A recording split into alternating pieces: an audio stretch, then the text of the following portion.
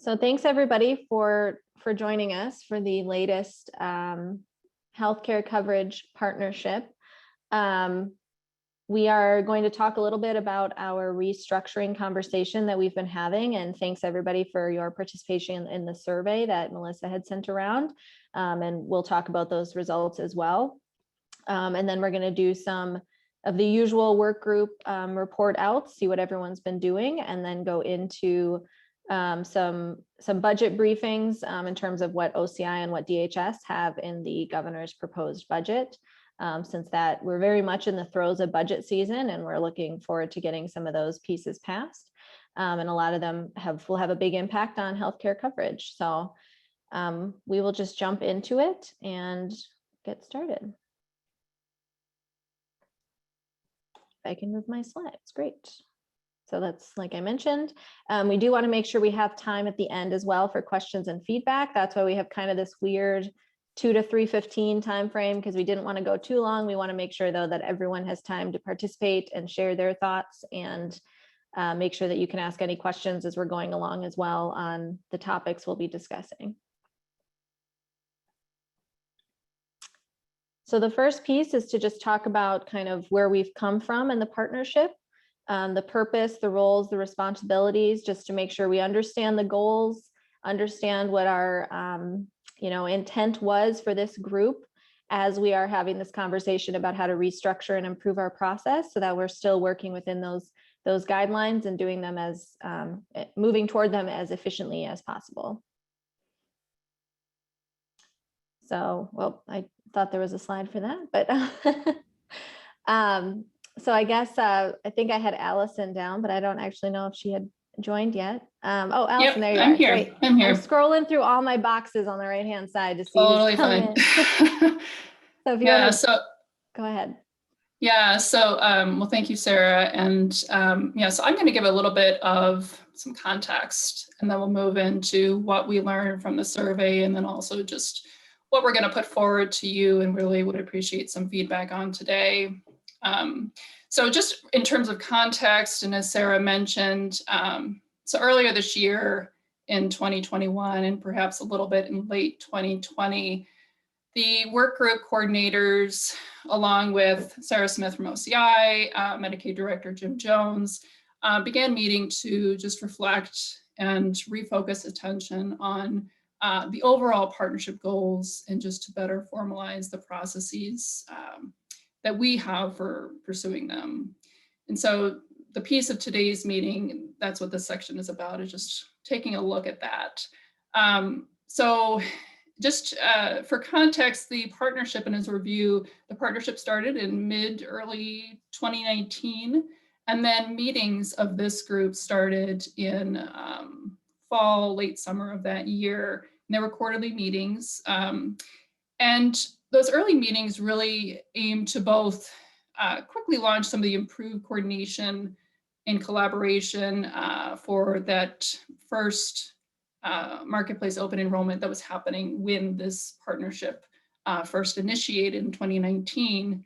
But it was also to lay some groundwork, which for the overall partnership goals and structure, including those roles and expectations. So upon the completion of open enrollment in 2019, and then at the start of 2020, the partnership did have another quarterly meeting in which the work groups were proposed, and volunteers stepped forward to help shape those and to lead those. And it was right around that time, as you all know, that COVID entered the picture and changed the lexicon a bit in our lives.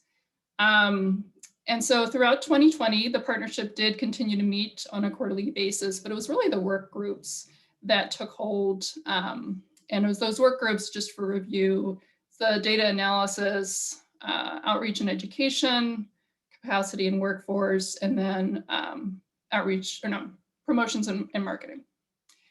And so those, the work groups were really taking the lead on defining the work and identifying opportunities for further coordination around consumer access to health insurance. They continue to meet regularly throughout 2020, as they are now, often on a bi-monthly basis. if not more regularly, and we're having really significant conversations. And so with the leaders of those groups, recognizing these really significant conversations that were happening towards the end of last year and again early this year, with COVID obviously still quite weighing on our work and our minds, nonetheless recognize now's a good time to refocus, reset on what are the purpose and the goals of the partnership, making sure that even the groundwork that was laid early on still fits, and what more do we need to do to fill in the gaps and to really sharpen what the processes are. So the first step, as you all saw, was a survey, which Melissa can share a little bit more on, and then we can move into the next step of the process that we'd like feedback on. So I will kick it over to Melissa. Thanks, Allison. And thank you everybody who took part in the survey, and we got some great feedback from it. So thank you. One of our goals, as Allison had mentioned, was kind of to look back and engage what has been going on and try to figure out, of the people who were still participating with the partnership, where was their interest and how could we, build on that and do better? And so, one of the things we wanted to assess was how much everyone was still engaged in what the partnership was doing. And the really good news is that the results show that the engagement remains very high and that people are aware of the successes we've had and are really interested in building upon those. There was a lot of comments in the survey about getting more information and leadership from OCI and DHS. Obviously, as Allison had mentioned, right after we got these work groups growing, COVID hit and it kind of threw a wrench into a lot of things, but none more so than for DHS, obviously, and also for OCI. So, wanting to get kind of regain some of the leadership and the information from those two agencies was really important. There was a high interest in better understanding the goals and goal setting process in general, and then tracking progress toward those and hearing about that at the quarterly meetings. There was desire to improve on geographic, ethnic, and racial diversity, and then engaging more with statewide groups like local nonprofits and so on, getting them involved in our efforts, as well as statewide organizations. And then we kind of wanted to see, we're having these quarterly meetings and wanted to make sure that the agendas we were setting were really hitting home with everyone. And I guess the good news is the features that we had tested with you all were popular. And so, you'll see going forward that our quarterly meetings will follow much of the same pattern that it has been, but we'll see maybe some more in-depth reporting from DHS and OCI as we go forward. Next slide. So after we, dug a little bit into the survey, the steering committee really agreed on some outcomes. One, which you'll hear about today, is the restatement of the partnership roles and responsibilities. And then, as Allison mentioned, this creation of the partnership steering committee as a platform for OCI and DHS leadership, direction, and collaboration, and making sure that we're keeping those lines of communications open throughout the process. There will be, as I mentioned already, more reporting at the quarterly meetings. And then we're going to try to leave room on every agenda for stakeholder feedback during and after the quarterly meetings. Obviously, we'll want to prioritize work toward geographic, ethnic, and racial diversity, since we saw so much interest in that, and engaging statewide and community organizations. And then, as we have been doing, still prioritizing the work on goal setting and communication. Here's a visual. Who's taking that one? I got it. I got it. All right. Yeah. All right. Thanks, Adam. So this is our visual of kind of the process that we went through, and we could start with that executive steering committee right in the middle, because those were the meetings that were happening between OCI, DHS, and us work group leads.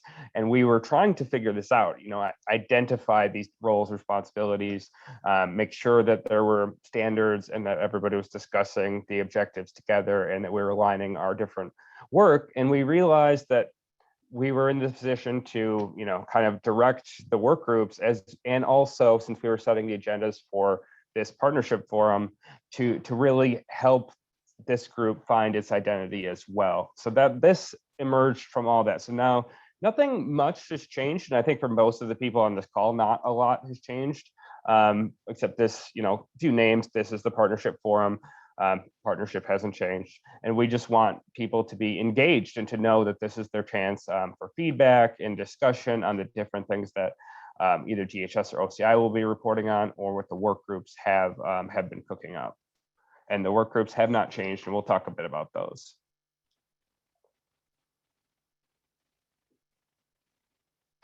All right, so I hinted at this a little bit. This is the forum. So the partnership forum, roles, responsibilities, that is this whole group, which is DHS, OCI, the work group chairs, and anybody who wants to be on this group and get this information, participate in this process. So we're really gonna provide insight into the policies, the processes, systems, the different things that are working well, what needs to be changed, and also, of course, barriers. And I think that's a two-way street. In terms of like setting the goals, we have a lot to say to this group that DHS and OCI certainly do. And we also want to hear from people. We want to hear how these policies, whether are impacting or how the community leaders believe they will impact certain populations or areas of the state. So it's really a two-way street. That we also have the subject matter expertise, which a lot of the people who have a ton of experience on this call aren't necessarily in the work groups, and the work groups set, deliverables and objectives and things like that. And we often want to hear, those are also open to everybody. So we want to hear from folks and inform those and make sure that we're pursuing the best objectives possible. So providing feedback and utilizing tools, that's just an extension of what I was just talking about, is that the work groups are going to report back. We've developed tools, we have objectives, we have materials, and we want to hear from folks.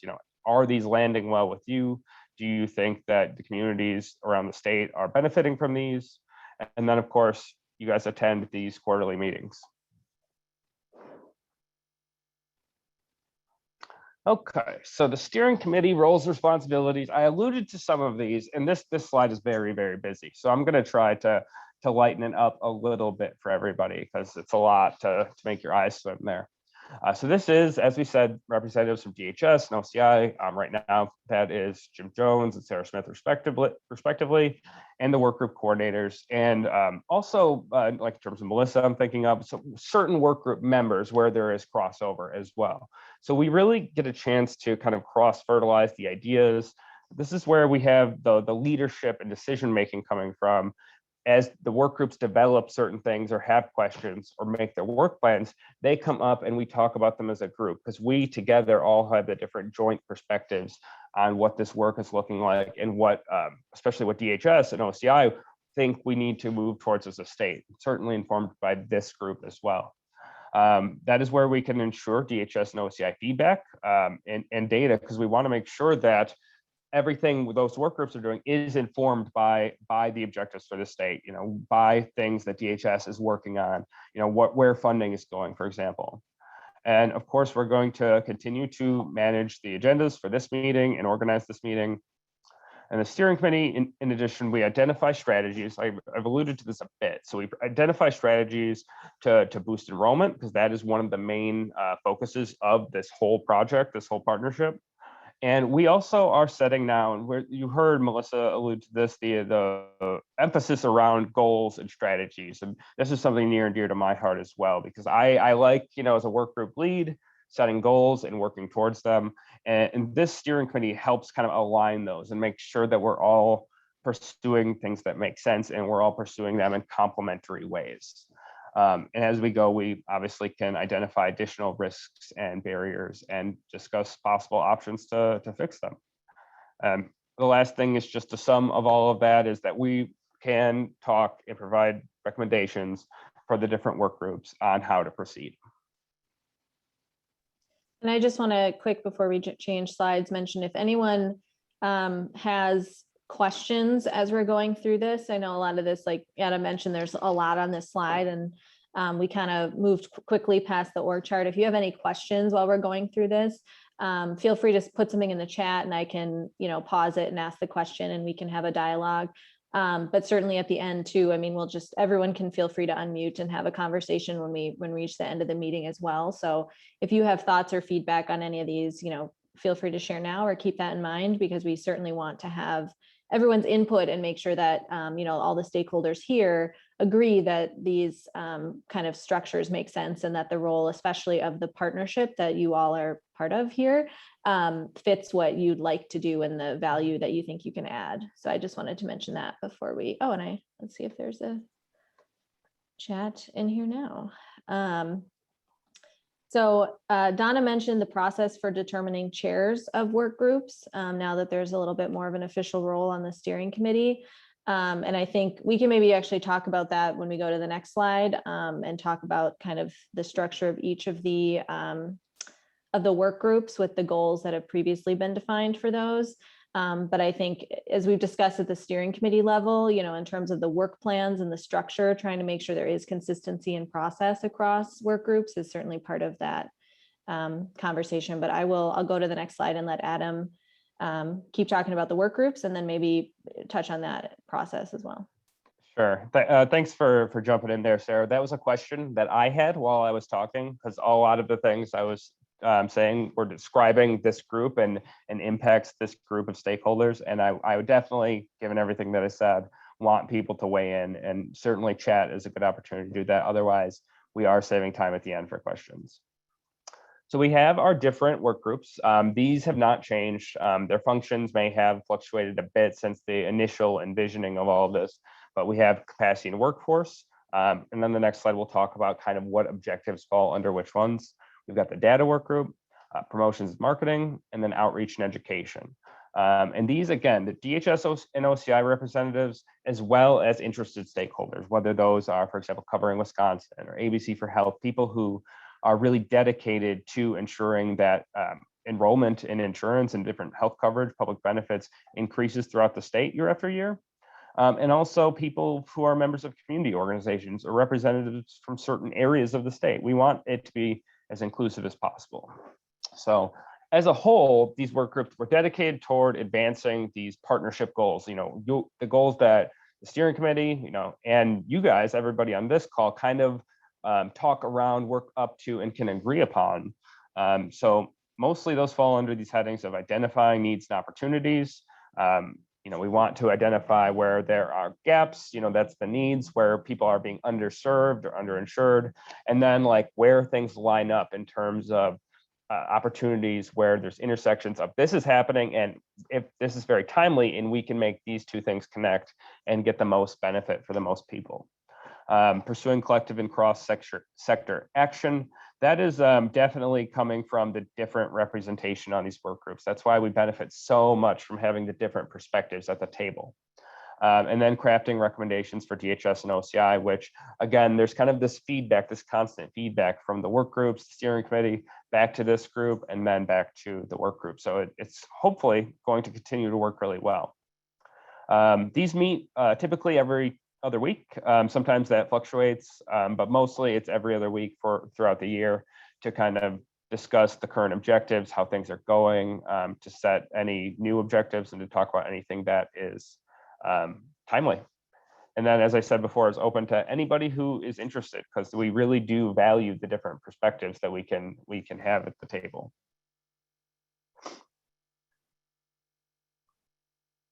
Okay, so I said we would talk about the identities of these a little bit. I do want to say that these are things that I'll talk about to kind of address Donna's question as well. These are things that the work groups themselves have set, and these are things that have evolved over time. These different kind of overall strategies, these overall kind of activities that are blanket statements. The work group charters, they can change. The steering committee can review those. The different work plans we set every year, those are subject to change as well. So we really are a flexible set of groups that can adapt to the needs of the state.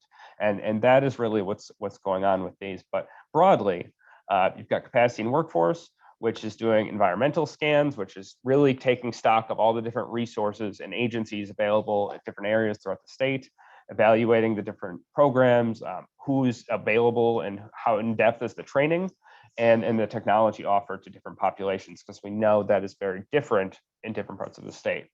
And then based on that, we can recommend the development and implementation of statewide consumer assistance that is equitable, that is sustainable, and coordinates not only access to coverage, because covering Wisconsin, obviously we care about getting people enrolled, but we also care about what people do after they're enrolled, that they can access their insurance, that they feel confident enough to do that.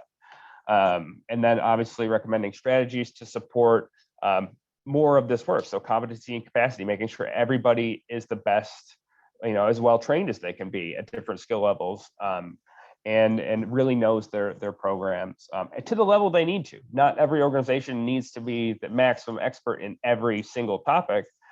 We all have specialities that are complement each other. The data work group is probably the most self-explanatory. I think they ensure that Wisconsin specific data is more accessible and understandable. I am not a math or graph person. I think of this group as the people who can really make things make sense. And then they use that to support the other work groups. They really get the information, whatever's out there that's existing, and compile it or present recommendations on what data is missing. Because as you put together what is available, you also find out what's missing.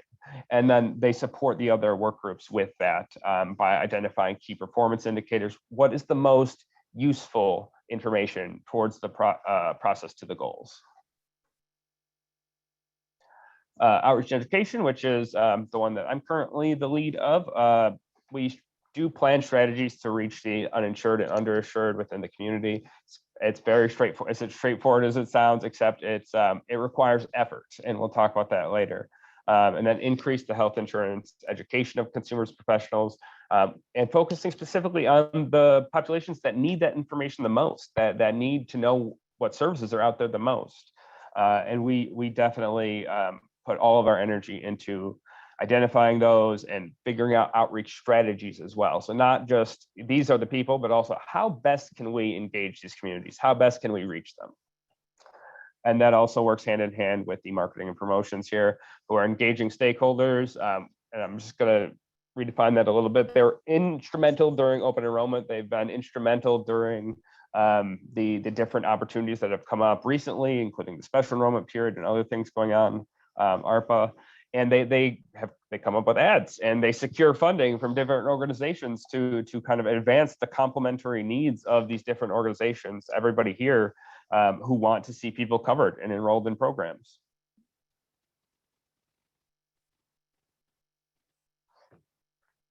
Sorry, I was unmuted. So thanks for that, Adam, for that overview. And again, if anyone has thoughts on that, we'll be discussing that a little bit more at the end, but we'll go into the work group updates, and then each of the work group chairs can provide a little bit more of information on, what their current work is doing and what their current goals are.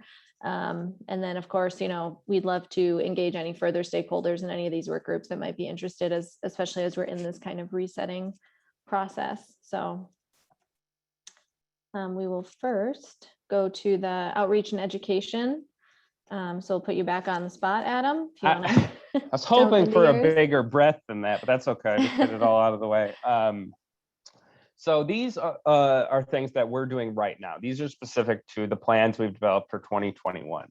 And a lot of that involves collaboration with other work groups. We've really identified that we have a lot of interests in common. There's a lot of overlap, and we need to really leverage each other to reach these populations, to get the data to identify these populations, and then pursue those to the best extent that we can. And that's how this the work plan for 2020 is really focused on moving the needle. That's what I call achievable goals, is moving the needle to increase the people who have coverage, because those are people who are subject to expensive medical bills and uncompensated care, and who may have the worst health outcomes. And we really want to make sure that those people who aren't being served are probably not being heard. We want to identify them and work with them. And starting, so we wanted to just come out with a strategy, come out swinging right at the beginning of this year. And we took data from the data work group. Again, they're awesome and they do the graph stuff that I can't, so I appreciate them. We took the 10 counties with the highest rates of uninsurance, so the most people uninsured in a given county. And then subsequently, we narrowed it down to 5, because based on the amount of members in the group, the amount of effort we can all spare, we targeted 5 specific counties with outreach. And then we learn, we reach out to the different area administration in those areas, which are serving, which counties, because there was overlap there as well, we discovered. And working with the IM agencies, UW Extension, and also looking for those community partners, those, the different groups that are acting and serving in those different areas, because there's a lot we don't know about areas that are underserved. That's kind of the trick, right? They aren't being heard or represented, and we have to go in there and figure out, okay, what is going on here and how can we help? And then another thing just that we've done so far this year, we expanded our membership. We looked at our members that were coming to each meeting, and we realized we needed more representation, both from Milwaukee and some of the more rural parts of the state.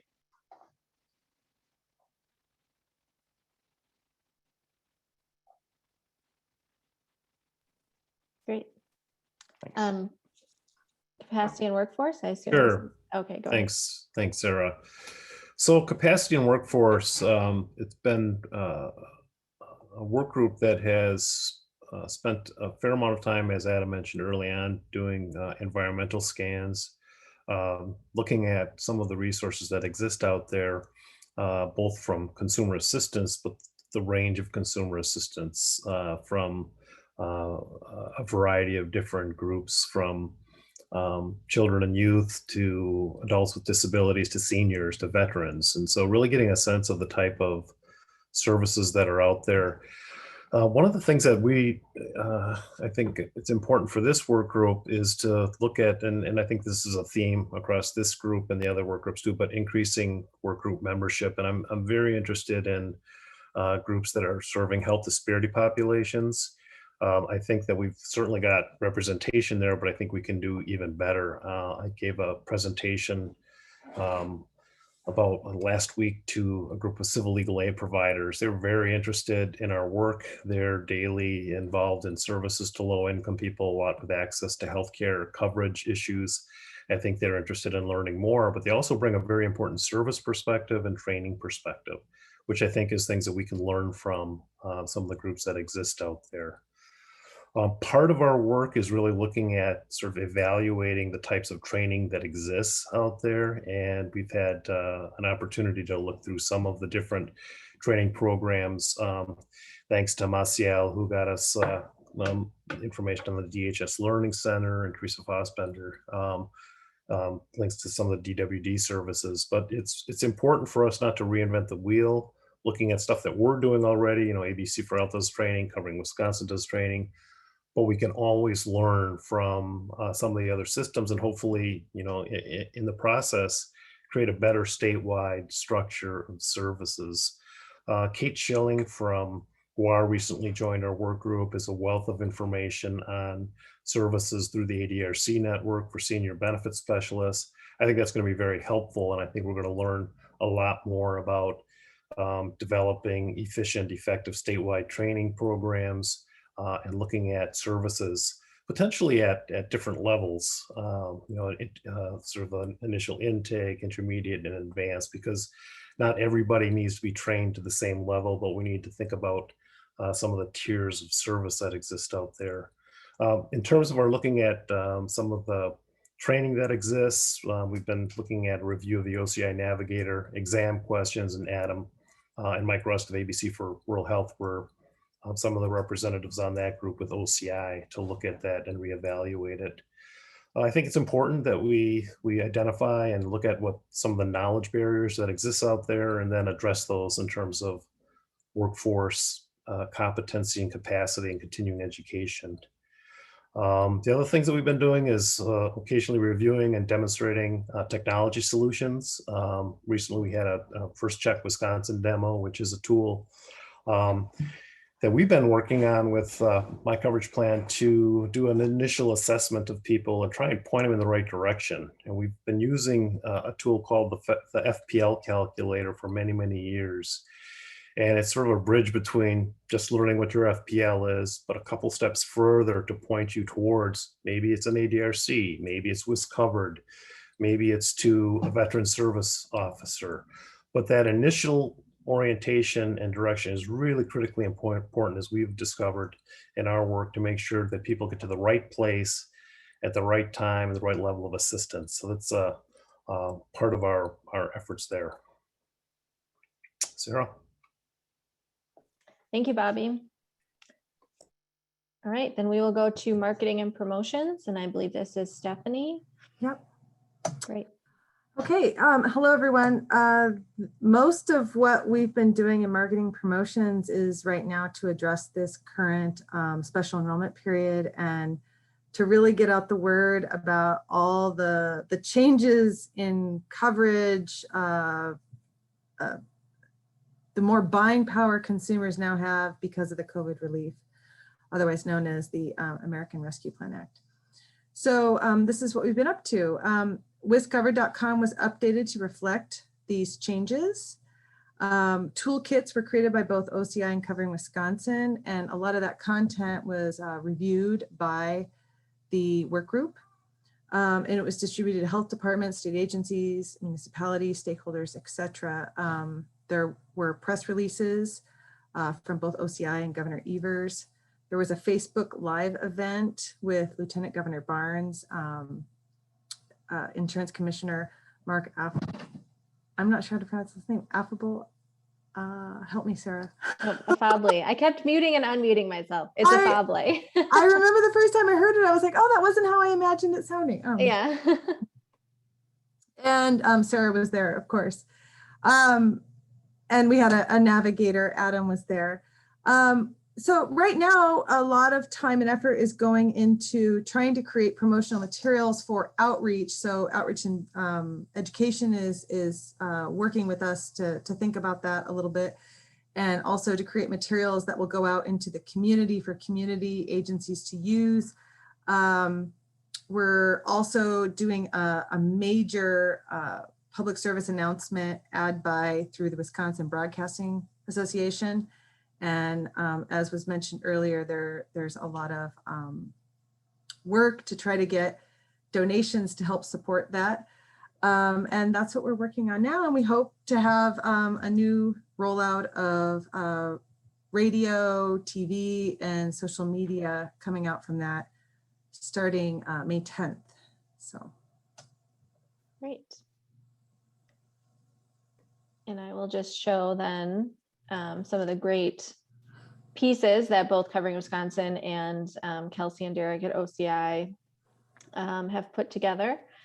So if any of the other stakeholder groups want to check out any of our social media pages, we would definitely appreciate your shares and retweets of any of these. We're continuing to roll out this content on really a weekly basis, it feels like, for until August 15th. And then only a few short weeks after that for the open enrollment period. So yeah, and this will be all year. Applause to everyone creating materials. It's not easy to do so with such short notice. So yes. Yes. So all right, and then we'll go to the data work group, and that's going to be Melissa. Thanks, Sarah. So the data work group had, as Adam had mentioned, had been working on creating data visualizations using what's called SAHI data and census data that really is focused on two areas. One is how people are getting covered in Wisconsin, where they're getting their coverage from.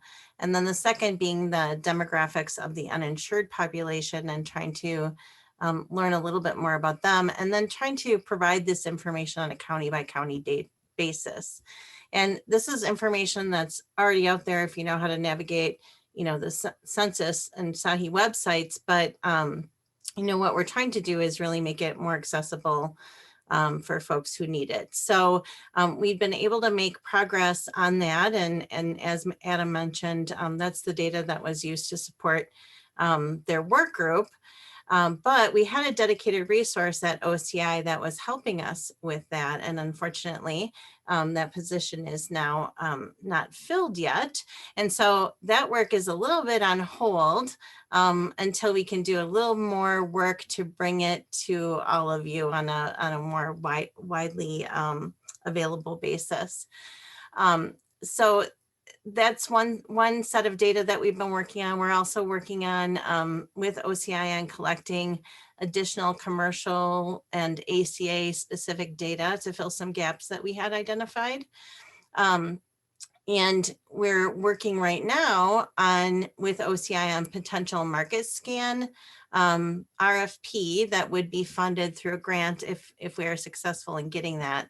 And that would help us analyze healthcare coverage, access, and outreach barriers in ways that we aren't currently have that data available. So what we want to do is first of all, obviously, try and bring this data together and then work with OCI and others to make the data understandable and accessible. And so that's going to be a big part of our work once we have more data. And then we will work with other work groups on ways to find and access data. Continue to do that. I think there's data needs that might come up all the time.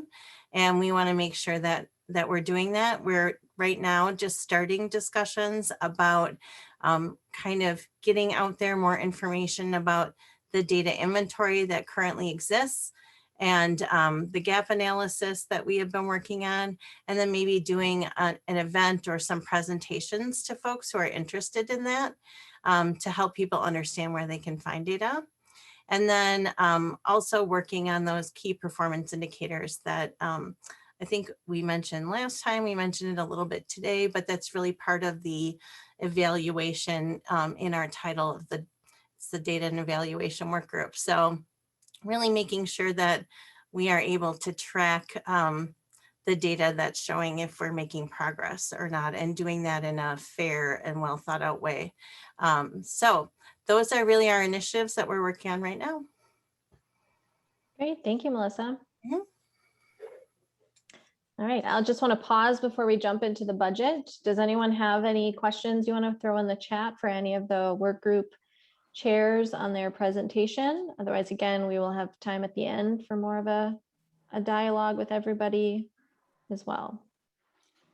And this is Allison. So Sarah, are you saying that we're just going to hold on any discussion of both the work group activities as well as any of the review and proposals for the roles and expectations for the various groups? That's how the agenda is structured, but we are a little bit ahead of time. So if we want to take, 5 or 10 minutes now and jump into that conversation first before we do the budget briefing, and then we can still have time at the end. Okay, So, and it looks like, Donna, I know you had a question. It sounds like you're fine with holding into the open discussion. So perhaps, unless others have thoughts on that, we can just plow forward and then do it towards the end. great. Yep, sounds good. And we will try to keep the budget briefing piece to about 15 minutes as well. So we should have a little more time than we planned, even for other questions and feedback at the end. So great. So I just wanted to go through, I'll go through some of the budget items that OCI has in the governor's proposed 2021-23 biennial budget. And then Jim Jones from DHS will go through some of their items as well. I'm going to try to go pretty quickly. I know that DHS has a very complex, comprehensive budget, but we both have quite a few items that impact healthcare coverage. So I just wanted to make sure everyone was aware of these, as we are still in, joint finance public hearing time, and folks might, like to know more about these as the budget moves forward. So the first one I wanted to just mention is fully funding the Wisconsin Healthcare Stability Plan. So this reinsurance program was first started back in, so signed into law in 2017, went into effect in 2019. It has been a very successful program at keeping our health insurance market in Wisconsin very stable, keeping rates low. We've seen a rate reduction every year for the 3 years that it's been in place, and increased choice. More insurers have joined in various counties around the state for the 3 years that it's been in place.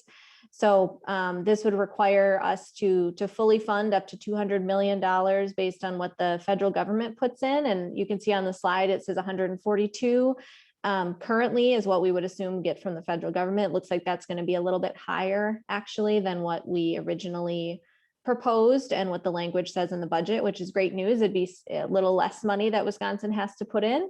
But that is one budget item that we really like to make sure stays in there, and we'll like to see fully funding this program because it has been so successful. So another piece, one of the biggest buckets of items that are in OCI's budget proposal is around prescription drug affordability. So Deputy Commissioner Nathan Hodak ran the prescription drug task force that the governor had signed into existence with an executive order a couple of years ago. And based on the recommendations of that bipartisan and really diverse group, the governor has put several of the recommendations into his budget from what that group had determined. And one of those buckets, of course, as it's the prescription drug affordability task force, is around lowering prices, controlling costs. So a couple of the items that I'll just mention quickly, and I'll say on these two, on this and anything else on our budget, if you have more detailed policy questions on how any of this is implemented, I'd be happy to follow up with you offline if you are looking into some of the details on any of these pieces. But this proposal would include a prescription drug affordability review board. That would allow us to get more transparency into the most expensive prescription drugs that are affecting consumers in Wisconsin, and be able to possibly set caps on those, most expensive prescriptions, and really just provide more accountability and transparency there for the entire supply chain before a prescription gets to the consumer, to make sure that we can keep prices as low as possible so everyone can access what they need to access. It would also include a prescription drug importation program. So we'd be looking at importing prescription drugs from Canada with that state prescription drug purchasing entity. A few other things in there. One thing that I think is cool is the real-time patient pharmacy benefit tool. So we would be providing grants to healthcare providers that wanted to develop a tool. So you could, your doctor could, assess the cost of a prescription while they're in the office visit with you. So there isn't any mystery or concern around whether you can afford a certain drug that your doctor may think that you need. So it'd be able to give you that real-time information so you can make the best choices for you. So that's something that would really provide that instant transparency so people know what things might cost before they get to a pharmacy. So another piece would be around protecting consumers and increasing transparency even further. So the Office of Prescription Drug Affordability would give OCI 16 new staff. Just to staff this office, it would require transparency and reporting across the supply chain. This would be the office that kind of has the Prescription Drug Affordability Board within it. So this would be all part of the same initiative to just increase oversight and licensure. You'll see in here required licensure of PBMs. That piece was actually already signed into law as a separate bill, and that will be going into effect on January 1st. So as of January 1st, 2022, PBMs will already have to be licensed. But the language that's in the budget includes kind of this more holistic approach for additional oversight and licensure for some of these other aspects of the supply chain, so that it's a little bit more impactful for the consumers at the end of that chain.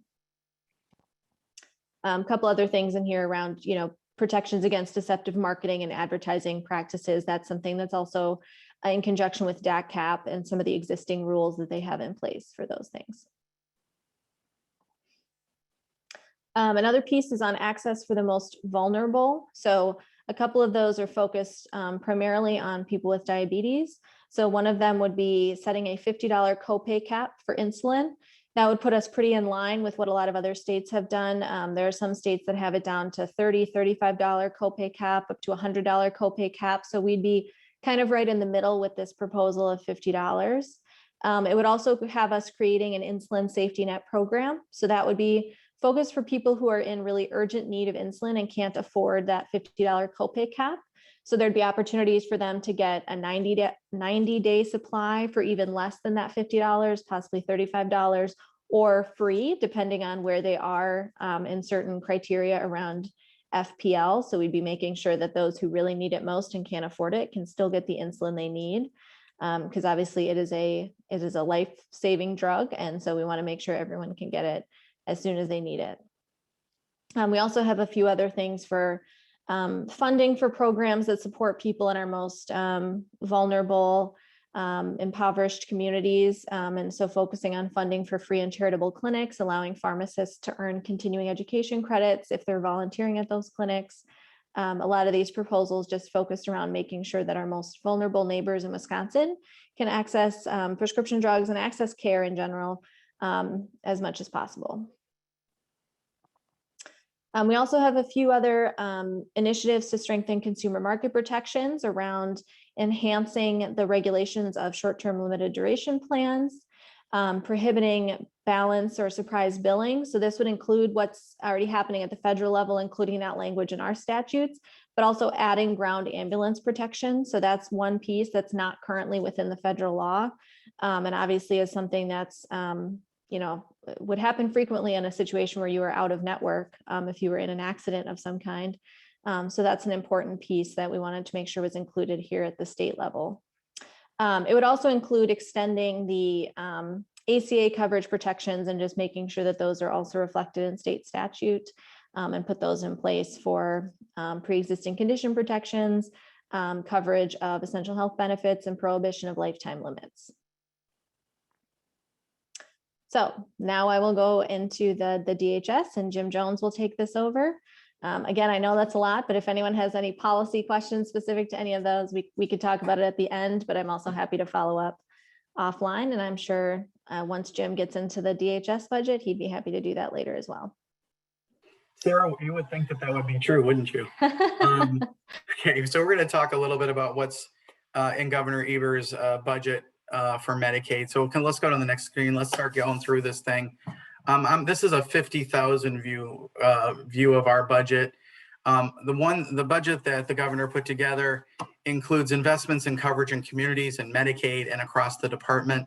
He also included investments in behavioral health, including substance use disorder and treating people with mental health conditions. We also, there's a lot of investments in public health, as you could probably see after the COVID pandemic, why we'd need to invest more in public health, and some in long-term care. So let's go to the next one. The number one thing I want to point out to all of you is a Medicaid expansion. If Wisconsin were to expand from 100% of poverty to 138%, we would save $634 million in state money over the next 2 years. Additionally, by expanding coverage to 90,000 more Wisconsinites, 50,000 of whom are completely uninsured and have been for a period of time, we would actually bring down through the American Rescue Plan Act an additional $1 billion over the course of the biennium in federal funding. That's federal funding that could literally be used. It would free up state money that could be used for any number of things. It could be health coverage. It could be any number of our responsibilities to the people of Wisconsin. So the American Rescue Plan up the ante and really encourages states that have not yet expanded, that expand during the public health emergency associated with the COVID pandemic, to get additional money through additional federal matching funds for Medicaid, hence freeing up that matching funds to do other things. So let's keep going and talking about expansion. We are now one of only 12 states who have not adopted expansion. You can see where those are. My compatriot in Kansas faces the same kind of situation we have, but the difference is Wisconsin's in a position where we don't have to expend any more money to expand coverage. We actually are the one state here that actually saves a tremendous amount of state dollars to do this. So if you are not already on board, if you are not talking to people about why Medicaid expansion is a great thing, and I'm sure you've seen all of the different things. No, I'll talk about that, William, in a second. I'll answer your question. You have to expand the program during the public health emergency to qualify for the funding. It lasts for 24 months from the date that you expand to get that additional funding. So it's a great sweetener. So let's go on to the next page. We have also put a couple of other things in place for children. This is just high level stuff. We have asked for funding in the governor's budget to serve all eligible children and make this an entitlement for all children who need this kind of services, who need long-term care, who are developmentally, intellectually, emotionally, or physically disabled. So we really need legislation and funding that allows us to make this an entitlement. We're increasing the rate for autism services to $22.6 million, which is about a 25% increase for their behavioral treatments. Let's do the next page. Included in the funding are a number of things to help women remain healthy, including restoration of funding for the Women's Health Block Grant, and an elimination on restriction on grant recipients. I can talk about that separately if you'd like me to. It also extends postpartum coverage for pregnant women in Medicaid from 60 days, the end of the month, 60 days after the end of pregnancy, to 12 months. You may have also heard that the American Rescue Plan includes an option for states to do this for 12 months. So we wouldn't even need to do a federal waiver and go through all that hassle. We could literally just do a state plan amendment and cover women for 12 months. And those are the most important months for their child and for them to be healthy. And we also know that by extending the coverage to 12 months, we cover a lot of the conditions that women who've given birth or into their pregnancy run into, like postpartum depression, which normally occurs well outside the 60-day range. We also are including coverage for doula services, which is a cost about $1 million over the course of the biennium, to make sure that we can begin to see improvements in birth outcomes, especially for racial and ethnic minorities in the state of Wisconsin. So next on the list, we're adding money to improve medication-assisted treatment, basically. We're also included $6.5 million to provide room and board coverage for our new benefit, the residential substance use disorder benefit, which basically means we're paying for individuals to be in residential treatment facilities, and Medicaid is paying for all their services. The federal government told us we can't pay for room and board. So in most cases, counties are paying it. When counties don't pay it, it means that it's really hard for Medicaid members to get treated. So we are now asking the legislature to give us this small amount of money, $6.5 million over 2 years, to cover the room and board for these individuals. Also, in the name of trying to deal with issues of pain management in a way that is non-opioid use related, we are asking to cover acupuncture as a pain management service for us. We've asked for that a couple of times. Next on the list. We've also increased rates for behavioral health and suicide prevention services. And we've also said that we want to add a mid-level psychosocial rehabilitation benefit. This would serve those people who can't get into the county CCS or CSP or CRS programs. It would be provided not through counties, but through either managed care plans or in a fee-for-service world. So next.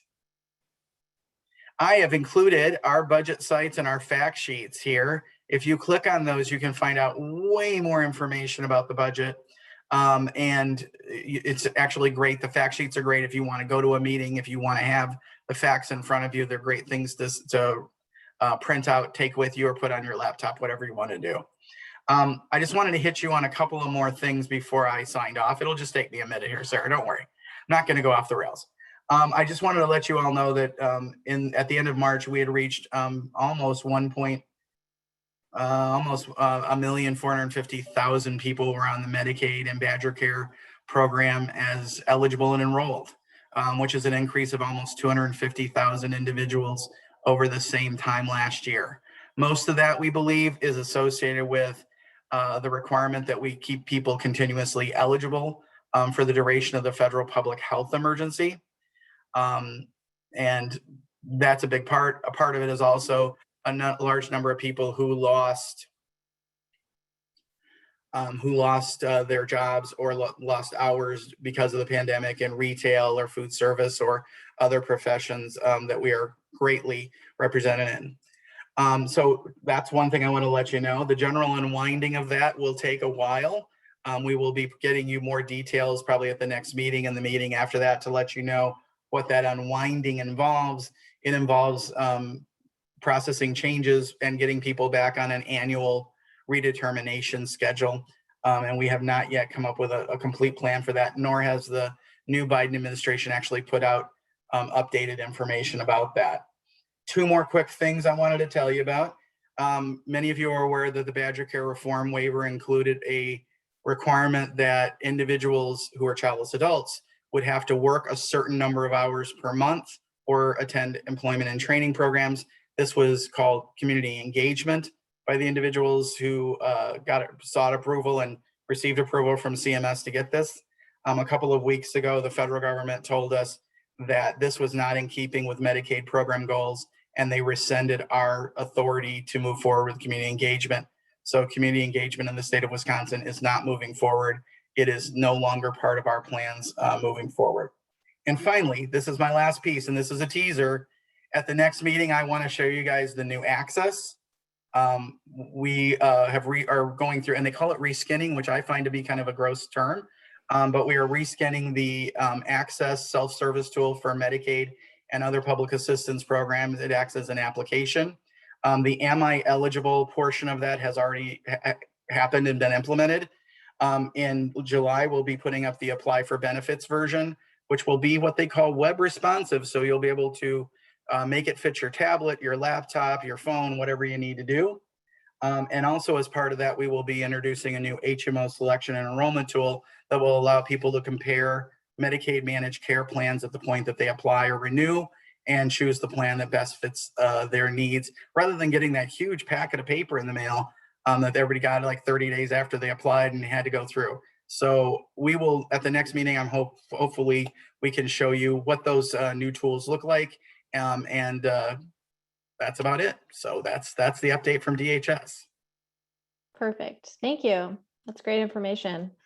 I also should probably mention that we also have a budget page on our website at oci.wi.gov. It's under Access for All and the news items near the bottom of the page. And we also have a few fact sheets on some of the topics that I touched on in our presentation too.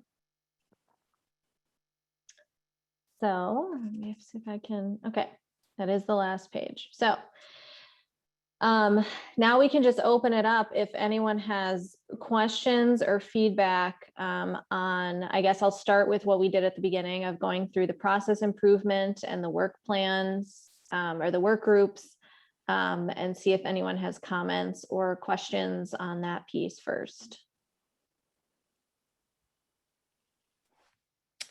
I'll start. This is Donna. Hi, everybody. Thank you so much for all this material you presented today, and also for the budget updates. I had some questions about the response to the survey and the plans for the new format for this convening, and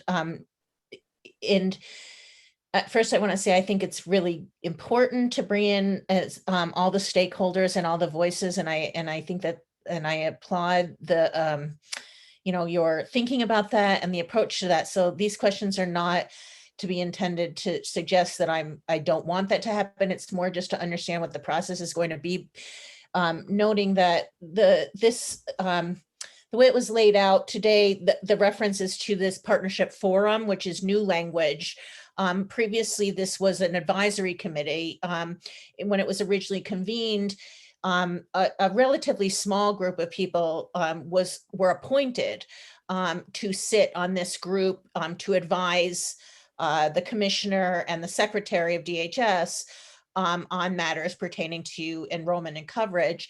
And it was somewhat of a top-down process in that in some magical way, this relatively small group of people were appointed. I was very happy to be among them, but we convened and discussed things. Other people, it was open meetings, of course, so other people were in the room, but the appointed members of the committee were the ones that had the ears of the executive branch leaders. And the work groups that formed, it was something of a trickle down process that the committee members themselves, or I should say the advisors in that group formed the committees, and people populated the committees that were, basically people just said, the advisor said, I'd like to run this committee, I'd like to run that committee. And that's how it went. This is a new model, this new forum model, where it's basically inviting all comers, which is wonderful. And the leadership then in this executive committee model that you're describing then percolates up from the committees. Whoever's leading the committee sits on this executive group that has the direct ear of the secretary and the commissioner. And so that's kind of flipping the way it worked before. And I think that puts more focus on how those leaders of those committees get selected, because there may be a lot more people out there, including all these new stakeholders that are coming into this newly designated forum, who want to become committee leaders, because people like to be the ones who sit on that small, intimate group that have the regular ear of the secretary and the commissioner. Thank you. Yeah, and I think that's I really appreciate that actually kind of overview of the way that it's shifted, because that is definitely how we've kind of re-envisioned it, is coming from that, instead of having a top-down sort of directive kind of relationship. And part of that is because of just the way that it's worked so far. We're trying to make sure that it reflects the things that have been successful so far. And what we have found is, the work is happening at the work group level. And we want the what used to be the advisory council and that kind of structure to be supportive of the work that's happening at the work group, not this quarterly process of having the work groups do a lot of things and provide a lot of effort, coming to a quarterly meeting every 3 months and then finding out whether they get support and approval for it at that point, and instead doing it more in this format where it's an opportunity for them to get that input and feedback from other stakeholders across other work groups on what they might be doing individually at that work group level. So that was sort of the intent of that. And to your point on how then people end up in the steering committee, that's kind of bridging the two pieces. That's certainly something that we are, that's an active conversation. So I will say we've probably more concretely defined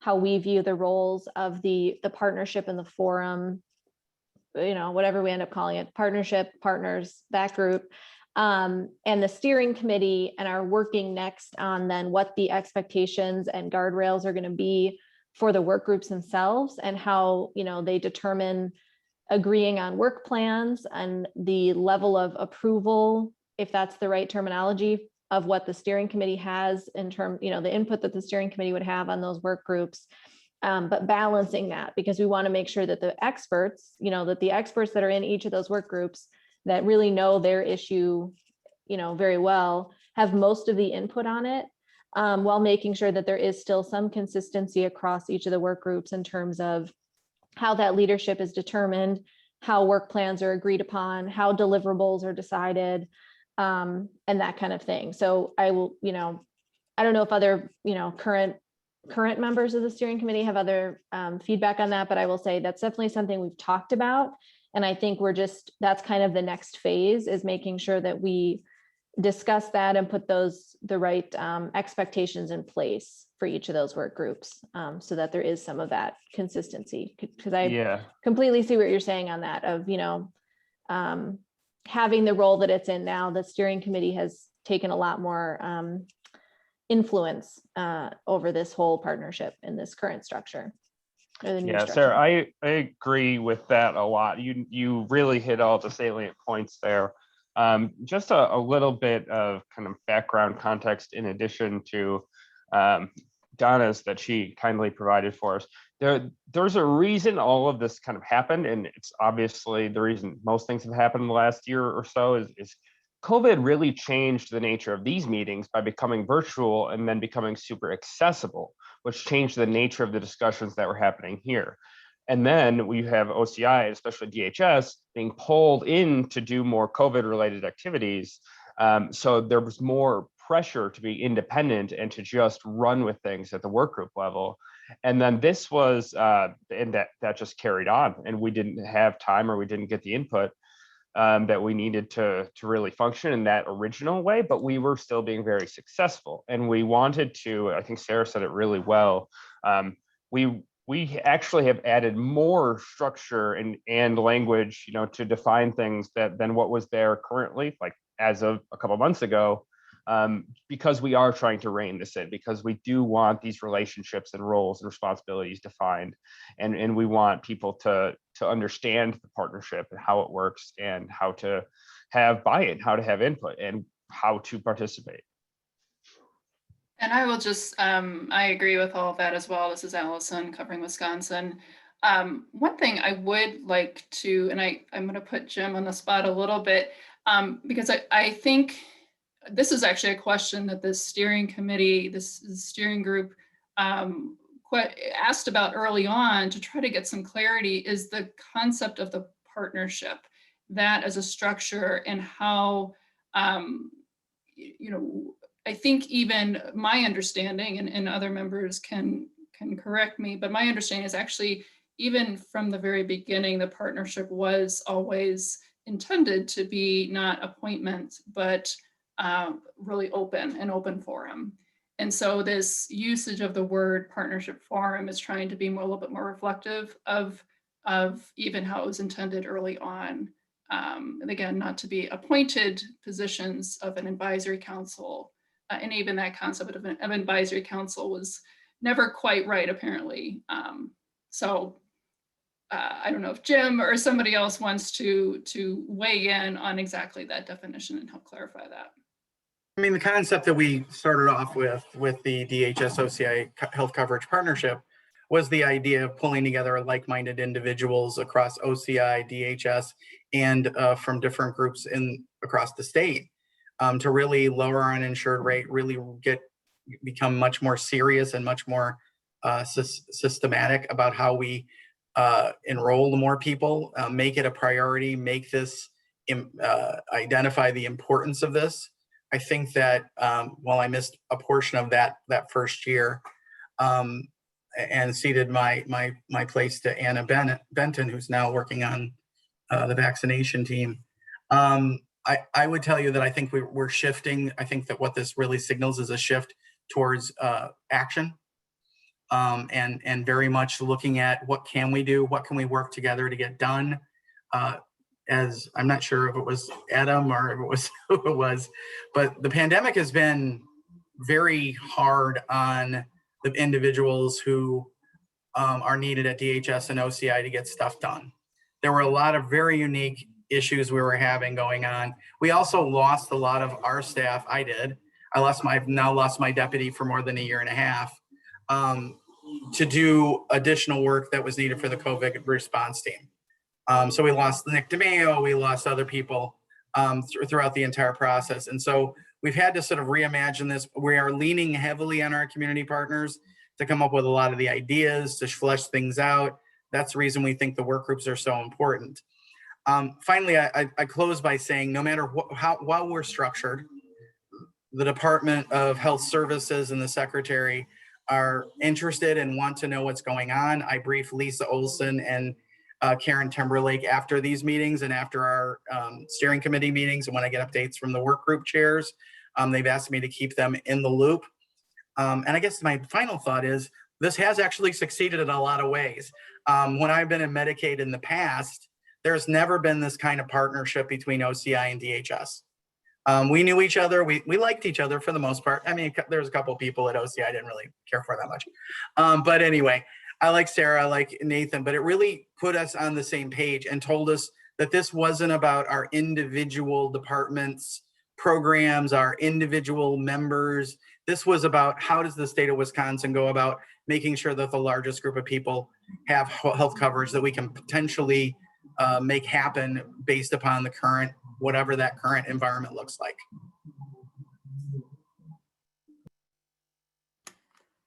We like you And too, I'll Jim. say, and I'll say one other thing about the work groups. So as I think Sarah mentioned, it is an ongoing conversation to take a look at the work plans that and processes and structures that have developed, percolated up through those work groups, to see if there is consistency across them, and to how can we provide some sort of general structure and functioning of those, and certainly to share that back out and continue to engage with this larger partnership about trying to provide input and thoughts around that. And I think it is very important, given the role of this newly formed steering committee and just the dynamic between that and the work group coordinators, just making sure that voices are heard.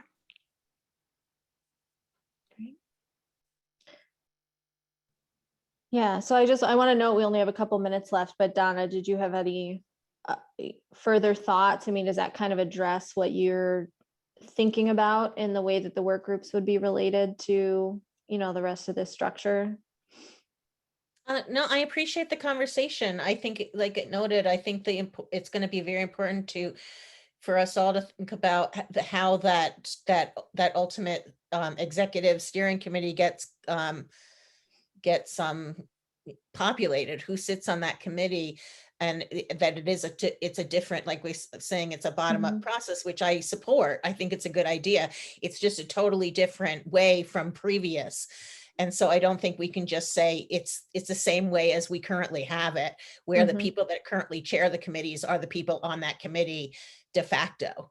I think we're going to need a specified process for that, especially as a bunch of new stakeholders come into this forum and we have new voices, which is a welcome thing for sure.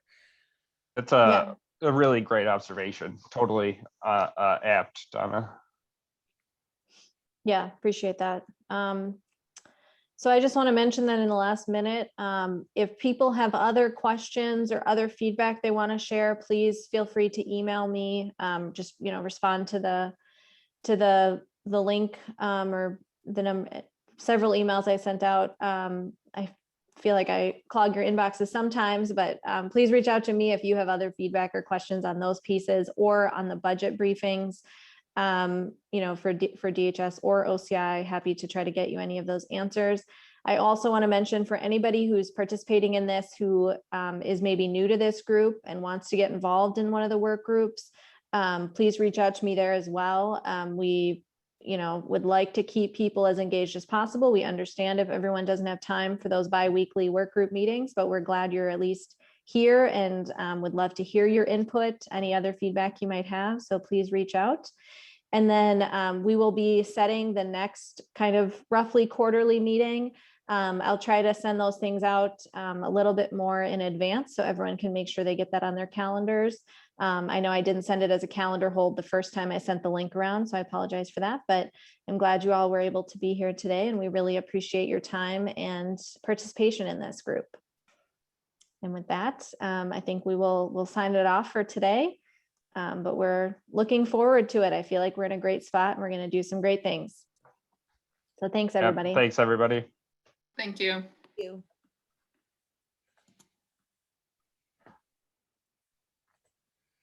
Thanks.